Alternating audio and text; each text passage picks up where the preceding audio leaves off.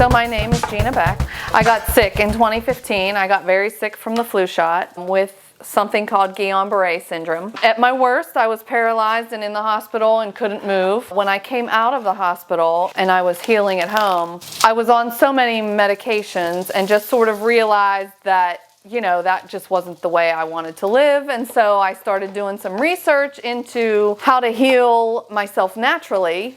Because, you know, sometimes if you're taking so many medicines, you really don't know if it's because of what you're sick from or because of the side effects. So I just started doing some research and found out how much diet has to do with health, and found out that you can heal yourself just by putting the right things in your body, that our bodies are made to heal themselves if we're feeding them right.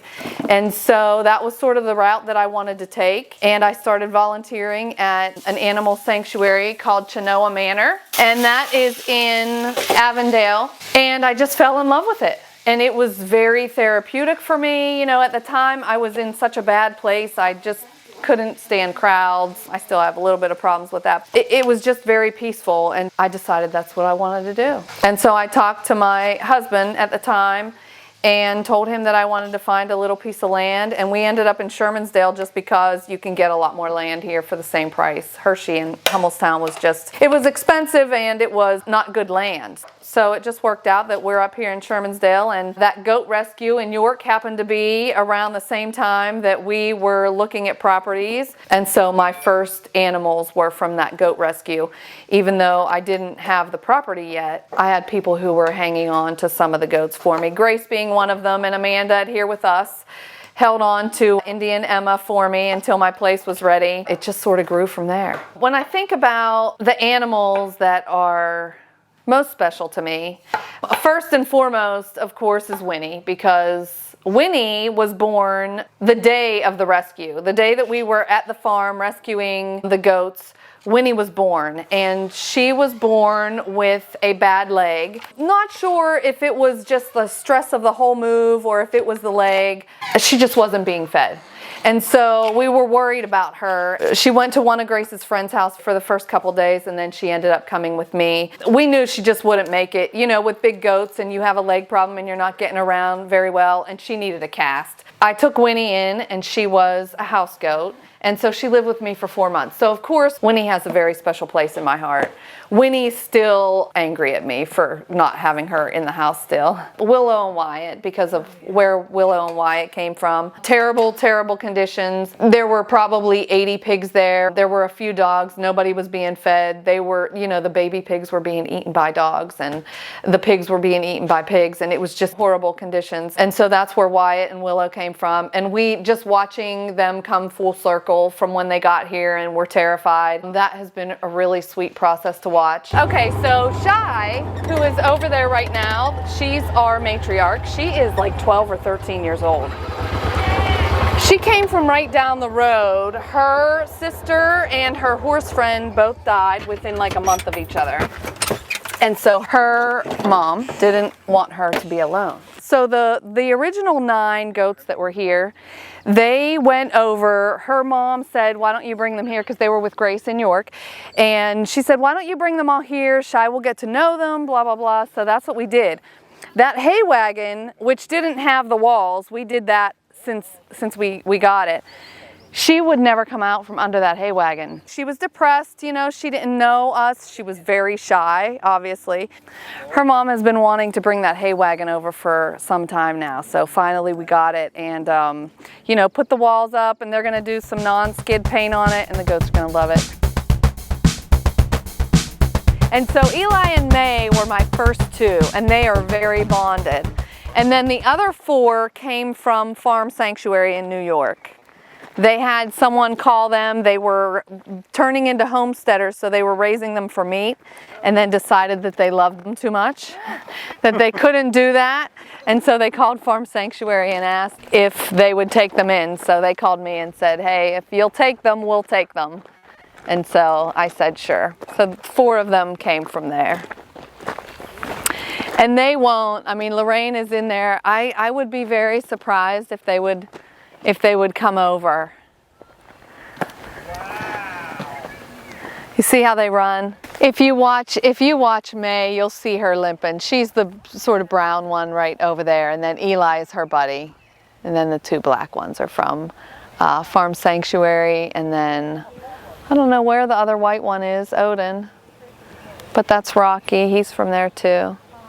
But they're easy, sheep are so easy. I mean, I should knock on wood. So far they have been really low maintenance. That's Pongo, that's your Pongo, bad mouthing.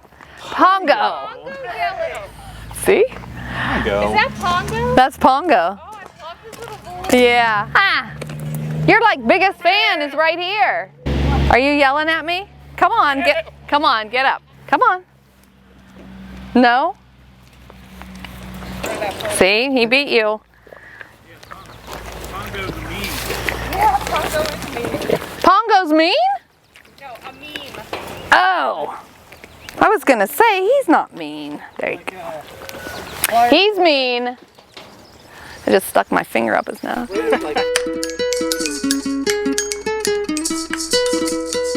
Naomi will bump into you to feed her. She'll let you know she's there. All right, all right. Why do some goats have horns and some don't? They were burned. So when they're born, if they're breeder goats, they'll burn them off. That is incredibly sad. And so if you see the ones that have like My pants, don't eat them. the sort of wonky ears or the wonky horns, like that one, she has a part of a horn. It was burned, but it was burned incorrectly, and so it grows like that. So I have a couple who grow back, and they'll start growing into their faces and stuff, and we have to have them cut. And now Zeke! your horns are taped, don't we? Get him, Bam! Get him, Bam!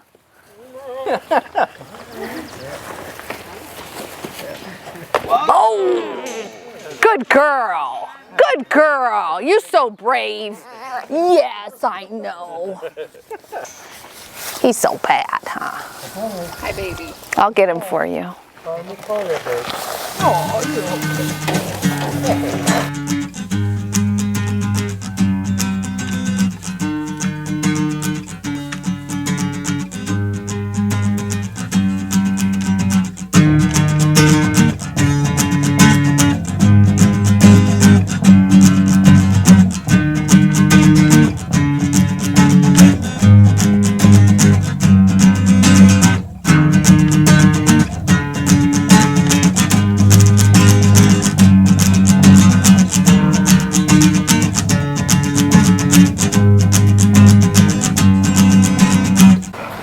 Looks good. How does it feel? Does it feel sturdy?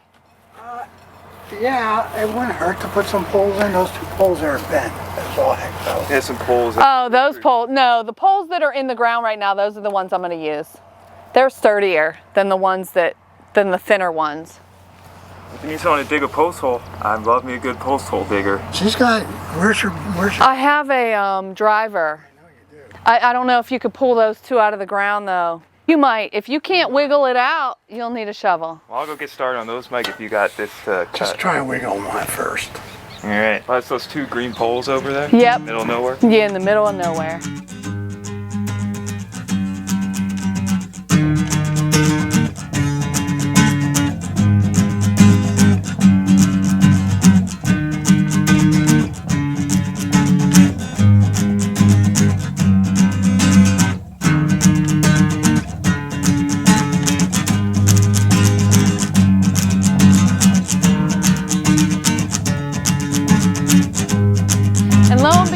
There was somebody outside. Oh, I can't remember who it was now. Somebody you knew? It was somebody it was something to do with the patio. It was somebody coming to check something on the patio. And I was like, my cows knew. Because they're nosy and they'll just keep watching you. I forget how cows are until I'm around them. Yeah. Their heads are what blows my mind. Their heads are. Yeah. Yeah, when you first came up and Leo came over. So handsome. I love cows. So do I. Grass puppies. I love that fence. It looks like cool and rustic. Yeah.